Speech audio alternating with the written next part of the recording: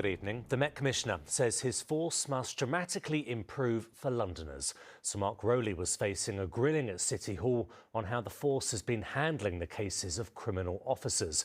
It came as a Safer Schools constable in Enfield pleaded guilty to sexual offences involving children. Sir Mark did have a stark warning that we are only going to be hearing more painful truths as stones are turned over. With the latest, here's our political correspondent Simon Harris. Police Constable Hussein Chihab was supposed to protect school children. Instead, he was a paedophile in uniform and allowed to work in a school at Enfield in North London. Young people in Enfield have a right to go to school with the knowledge that they will be kept safe.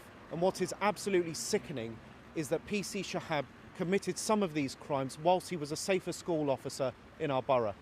This latest scandal involving a Met police officer emerged during a court case where PC Chihab pleaded guilty. Wood Green Crown Court was told that Chihab had been involved in a relationship with a 15-year-old girl before he joined the Met.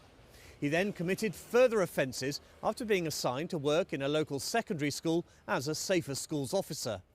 The 22-year-old admitted a string of child sex offences, including 4 counts of sexual activity with a girl aged 13 to 15, 3 counts of making indecent photographs of a child, and 1 count of engaging in sexual communication with a child. Whilst he was in the police, he was taking part in what you might sort of broadly describe as grooming activity. It is ghastly, and it's going to be really, obviously, you've got to apologise to the victims. They shouldn't be facing that at the hands of a police officer. Chihab joined the Met in March 2020 at the start of the pandemic. One former senior officer told ITV News online vetting instead of face-to-face interviews might have been a factor. Any questions that he would have been asked, i.e. any affiliations to neo-Nazi groups, anything to do with extreme pornography, children, anything like that, he would have ticked the box and said no, and it would not have been subject to scrutiny. The vetting process, once again, has failed this family. Last week, David Carrick, an armed protection officer, was unmasked as a serial rapist. Today, the Met Commissioner revealed police officers are appearing in court on serious charges at the rate of 2 or 3 a week. Most weeks there's 2 or 3 officers going to court for criminal cases, which tends to be a mix of sort of dishonesty, violence, and sort of violence against women and girls type offences, domestic abuse, sexual offences, etc. We have to prepare for more painful stories as we confront the issues that we face. PC Hussein Chihab is still a serving police officer, but will be put through a fast-track misconduct process, which is expected to see him being sacked. He'll be sentenced at the Crown Court in March. Simon Harris, ITV News.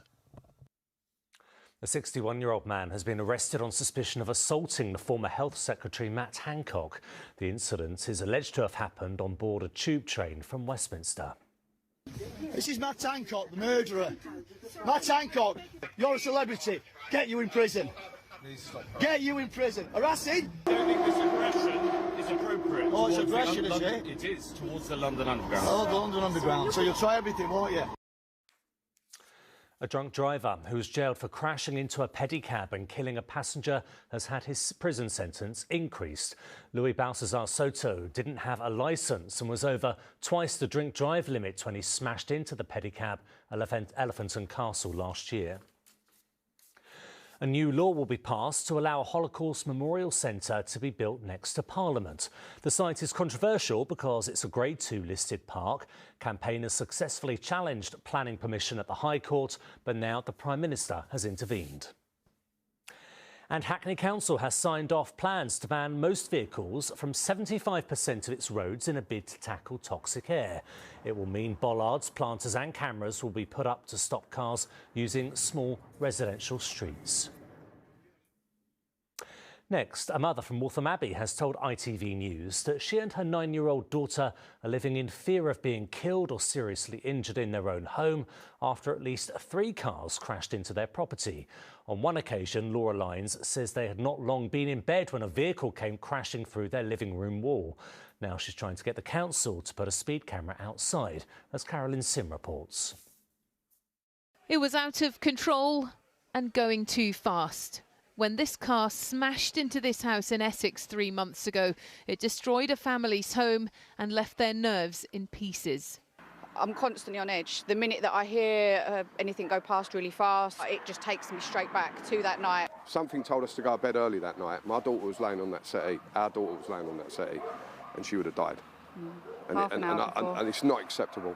The couple and their 2 daughters had barely begun to get over their shock when this happened last week. Another car crashed into the fence this time, just missing the dog. This is our home. This is our safe place. Cars literally fly down this road at least 80 miles an hour, and there is nothing monitoring them. In the 10 years they've lived here, the couple claim there have been more than 100 crashes on this road. It's quite plain to see that a lot of accidents happen here. The grass is covered in car parts that have been left behind. You're supposed to drive at 50 miles an hour along this stretch, but if you join from that junction, you couldn't tell because the speed sign has been crashed into. Essex Highways told us the couple should contact their local councillor, who can refer the case to the local highway panel. Laura says she's tried that. One come back to me with a load of pie charts and graphs to say about budgeting and priorities. How this road can't be a priority, I'll never know. Like, this is a priority. There's fatalities, there's accidents, at least weekly, if not fortnightly. Nearly 2,000 people have now signed a petition urging Essex Highways to hurry up and make the road safe, while this family continue to live in fear that one of them could get killed next time. Carolyn Sim, ITV News, Nazing in Essex. And finally, it started as a tiny play that was performed under a railway arch in Wandsworth, but has since made its way to a stage in the West End. My Sons Are Queer won awards after it was showcased at the Edinburgh Fringe Festival, but now the one-man show is expected to be a sold-out success at its new home in Covent Garden. Helen Keenan reports.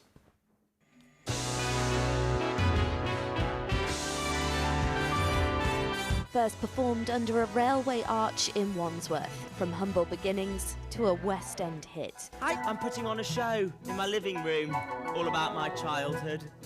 I know what you're thinking. Rob, that sounds really self-indulgent, correct? The living room recreated as a stage set, and the one-person play follows the story inspired by some old VHS tapes. I found all of these ridiculous videos of when I used to make my dad be my stage manager and co-star in Beauty and the Beast and The Little Mermaid, and we used to put on these huge Disney parades. I mean, I turned my whole house into Disneyland, as you do.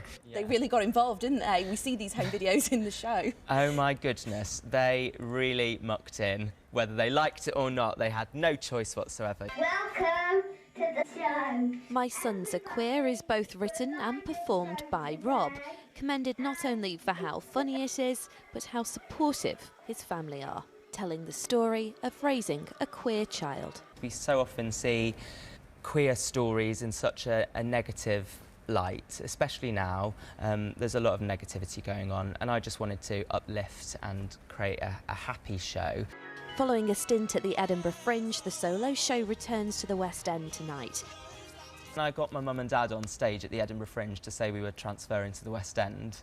It was just the most surreal, hilarious moment. And they were sat in the audience and they were going, "No, I'm not coming up." I was like, "You've got to come up, please, don't let me down." But me and Dad, we put on quite the show. Beginning its run at the Ambassadors Theatre, performances will continue into March. Helen Keenan, ITV News. On to the weather now. Here's Sally with the forecast.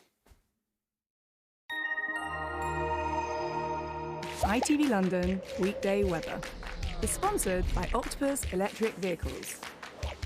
Car, charger and energy. Hello there, a very good evening to you. We've had some really sharp frost recently. The next few days they're not going to be quite as widespread, a bit patchier in nature. You might be pleased to hear that, although Friday night's going to be pretty chilly once again. So it's quite settled. We've got high pressure in charge, a lot of dry conditions. There will be quite a lot of cloud, but it'll be bright at times and a little bit less chilly by day, but nothing too dramatic at the moment. So here we go for tonight. You can see a mixture of clear spells and cloud outside. The temperature's certainly dropping down and it will be chilly, close to around freezing. But as I said, if we do get any frost, patchier in nature, maybe the odd shower by dawn, but many areas dry. So Thursday again gets off to a cold start.